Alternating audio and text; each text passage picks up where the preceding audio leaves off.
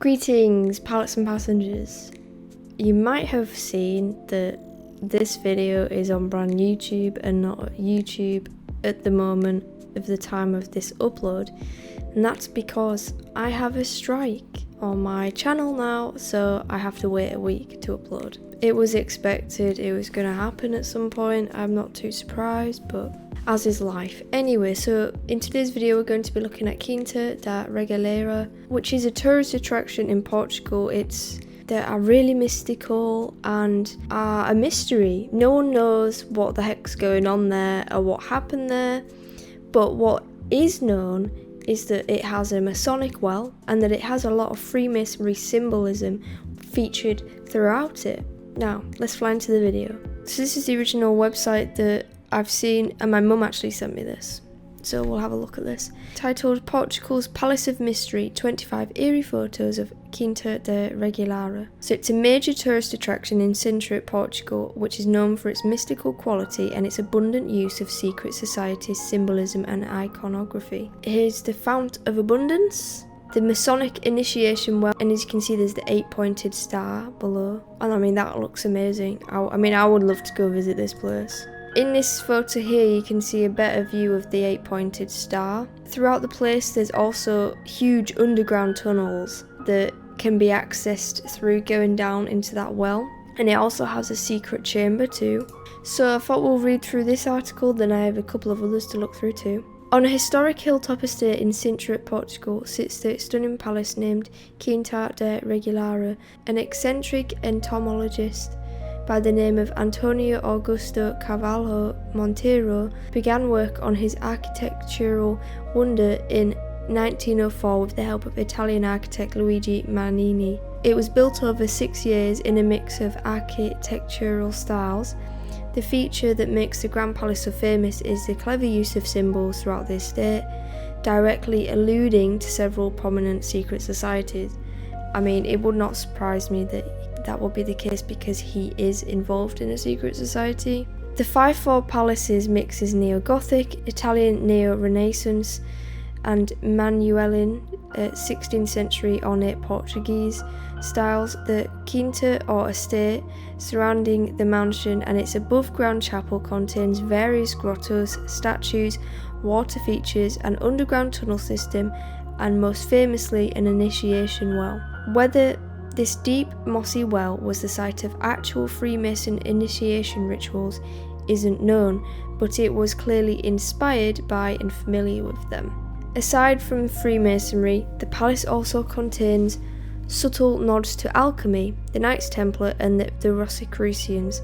The latter was an early 15th century brotherhood who believed they possessed esoteric wisdom from the ancients. The main chapel contains mostly Roman Catholic imagery, but with a few pentagrams thrown in for good measure, so it's all very mystical. So to take a look at the initiation well, I do have a more detailed website here, Ancient Origins, and I think it explains it a little bit better than that other website that was a bit more mainstream. So located near the historic centre of Sintra lies Quinta da Regaleira, the estate, which is a World Heritage protected landscape. It's most famous for featuring a pair of wells which spiral deep within the earth, and they were never used or intended for water collection. But these underground towers were used for secretive initiation rites. This landscape dates back thousands of years, which the Quinta is built on. There are archaeological sites in the area dating back to the early Neolithic, which is 5th millennium BC, and extending all the way through to the Iron Age, the 4th to 2nd centuries BC. The Roman occupation of the region began in the mid-2nd century BC and it was later conquered by the Moors. Sintra finally yielded to Afonso Henrique, the first king of Portugal after conquest of Lisbon in 1147. Afonso built an imposing royal palace there, which served as a summer residence until the late 16th century. After the suppression of the Templars in 1312, the land passed to the Order of Christ, and then in the late 15th century, Sintra was associated with Leonor, one of the greatest queens of Portugal. Succeeding monarchs spent much time in the town, but after the restoration of 1640, Sintra lost this link and the royal palace served only as a prison for Afonso VI. Most of the built heritage of the region was destroyed in an earthquake in 1755, but there are still some examples of other religious architecture and sites still standing. Essentially, this estate has been built on very significant land, and it has also had many significant owners. It was not until 1904 when it was sold to Antonio Augusto Carvalho Montero, as we've mentioned, and he transformed this into being associated with Masonry, Knights Templar and Rosicrucians, as we've said, and it is often referred to the Palace of Montero the Millionaire, and it consists of a palace, it has a chapel, stained glass windows, which we've looked at, it has hidden caves even. So the pair of wells, which are known as the initiation wells or inverted towers, consist of winding stair architecture which carries symbolic meaning, including the death or rebirth allegory common to many Hermetic traditions. So one of the wells contains 9 platforms, which are said to be reminiscent of the Divine Comedy by Dante, and the 9 circles of hell, the 9 sections of purgatory, and the 9 skies which constitute paradise. And a smaller well called the Unfinished Well contains a set of straight staircases connecting the ring-shaped floors to one another. It is believed that the spacing of the landings, as well as the number of steps in between, were dictated by Masonic principles. Here's an example of the initiation well. At the bottom of the well, there is a compass over a Knights Templar cross. I wouldn't say it's a compass, it's the 8-pointed star, which is said to have been Montero's herald and a sign of his Rosicrucianism. Very little is known about how the wells were used and what exactly went on there, though it is clear to see that great effort went into their planning and construction. Essentially, they say no one knows what happened in these wells, but they were used for some form of initiation, some form of rituals, along with these underground tunnels and secret chambers. Back to the original article, it does state that they believed that Montero and Manini were so well versed in this symbolism that they were probably part of these secret societies at some point. An initiation ritual could have seen a hopeful initiate led down the spiral staircase, where he'd have to find his way through a maze of underground tunnels, which is also associated with the Knights Templar. And at the end of one tunnel is a second, smaller chapel with other tunnels leading to places like the other, smaller initiation well, and back outside to the ground through the mouth of a grotto. Essentially, the towers were built for initiations, and the whole underground area was, it seems, built to function as some form of ritual, to assist with these initiations. So, some final history of the place. After Montero died, the estate was sold to Waldemar de Ore in 1942, and that was used as a summer home. And then in 1987, the Japanese Aoki Corporation purchased it. Now, through researching the initiation well, on a forum some people made reference to the 9 vaults of Enoch and how it's related to Enoch's antediluvian pillars.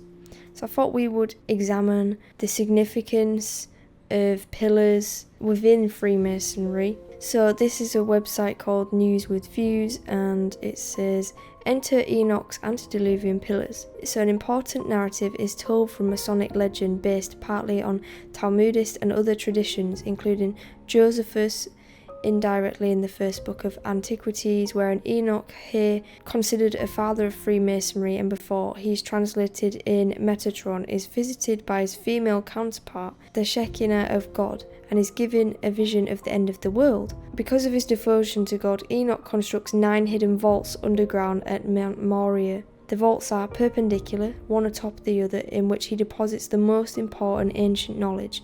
In the deepest vault, which is the 9th, he places a triangular plate of gold, measuring a cubit long, on each side, bearing the secret and ineffable name of God. When the vaults of knowledge are complete, Enoch covers them over with soil and erects 2 pillars on the site, one of which he inscribes the history, arts and sciences, and doctrines of speculative masonry, according to Masonic historian Mackay, and one on which he places hieroglyphic information pointing to the precious treasure in the vaults nearby. Pillars are nearly destroyed in the Great Flood, and the vaults lost until the building of Solomon's Temple.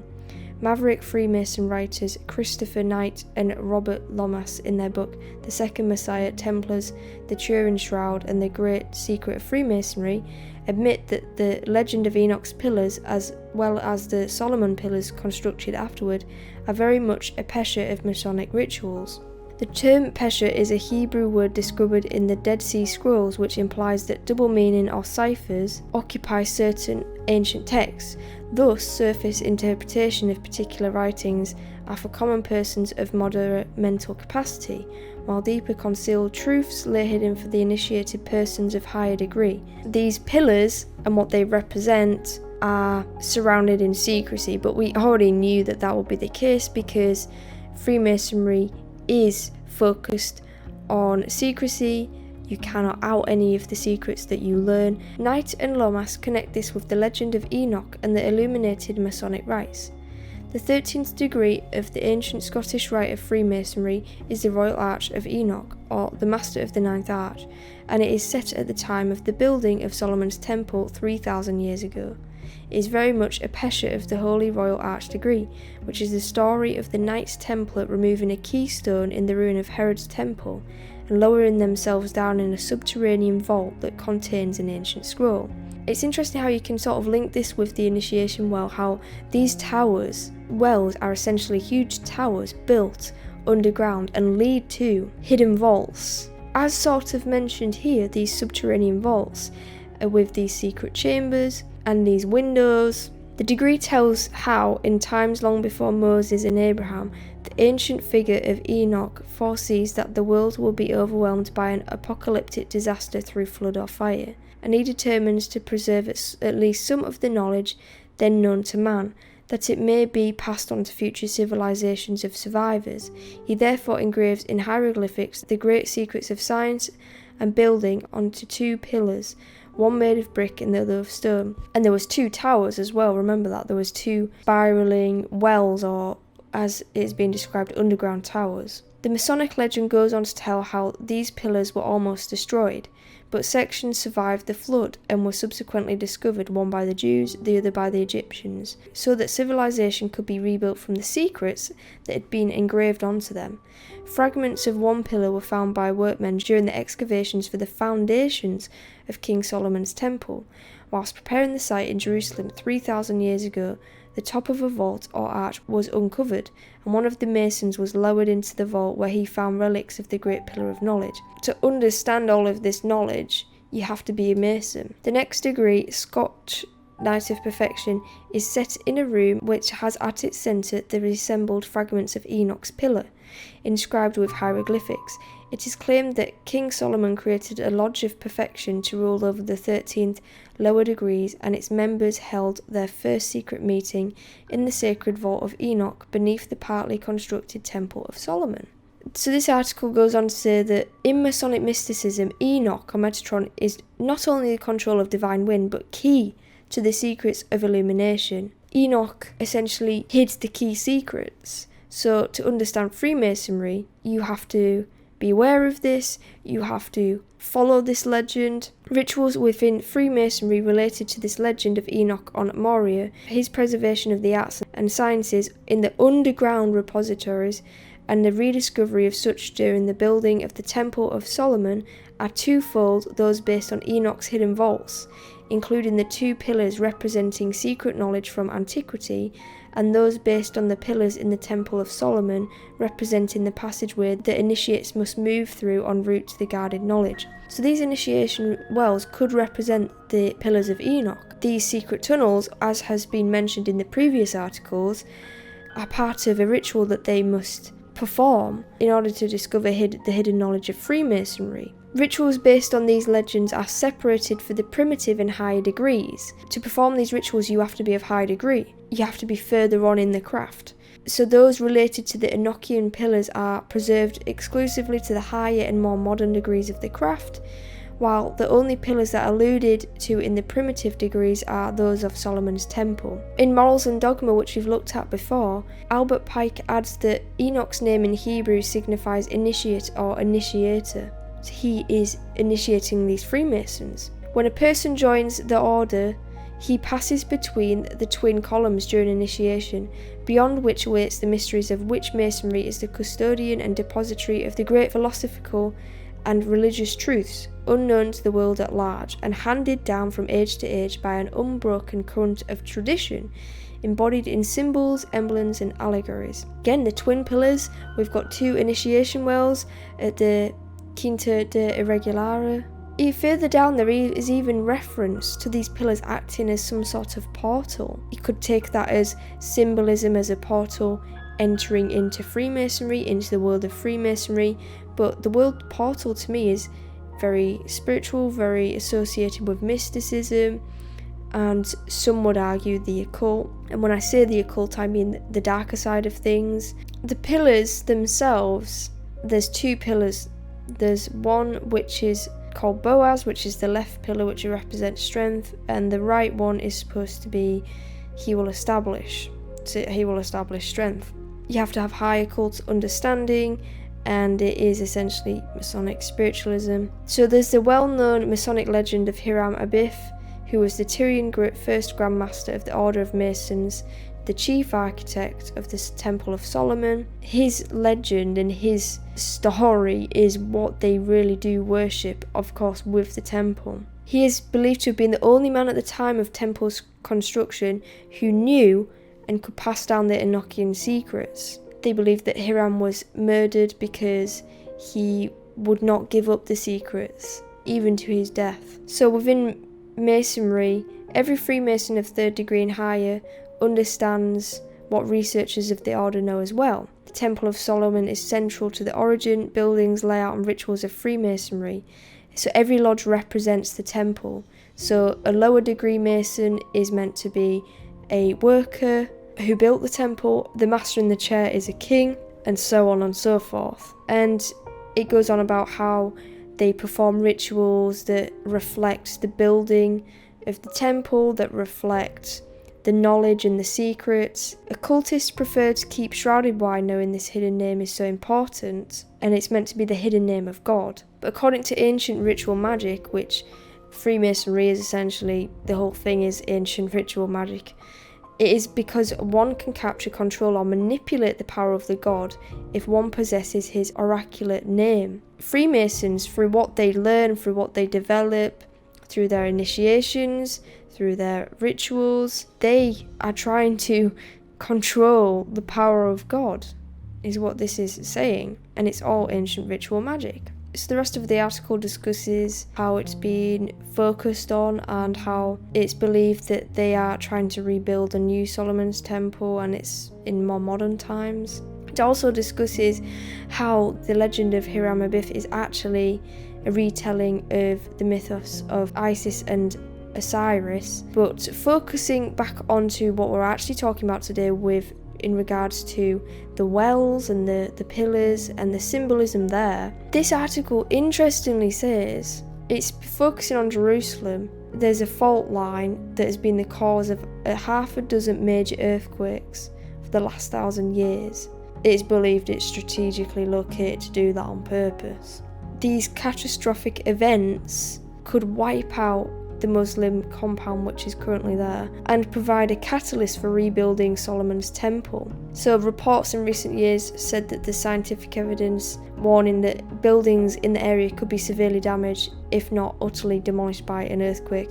But I thought I would mention that because it's interesting to read the history of the ground in which Quinta Da Regaleira is built on. At one point in time suffered a severe earthquake which destroyed the building, and it had to be rebuilt. And what happened after it was rebuilt? It was rebuilt into what it is today. So in some ways you could look at that as a funny symbolism of the rebuilding of Solomon's temple and that side of things. I mean, I'm not directly making the connection, but I just thought that was an interesting point to note. Everything we've looked at today, I think with the initiation wells, I think with the towers, they were definitely used as initiation wells for sure. The mainstream article debates whether it was actually used as such or whether they were just for displaying as symbolism, but if you're going to build something, you're going to use it. I think Montero and the Italian architect too, Manini, they were both Freemasons, hence why they decided to build these spiralling towers, which some would argue could be representative of Enoch's antediluvian pillars, the 9 vaults of Enoch, hence why there's 9 windows and 9 platforms. We don't know what actually happened on the grounds of the estate. We don't know because we wasn't there. We can only speculate. You do have to question what these secret tunnels were used for, these secret underground caves with these secret chambers.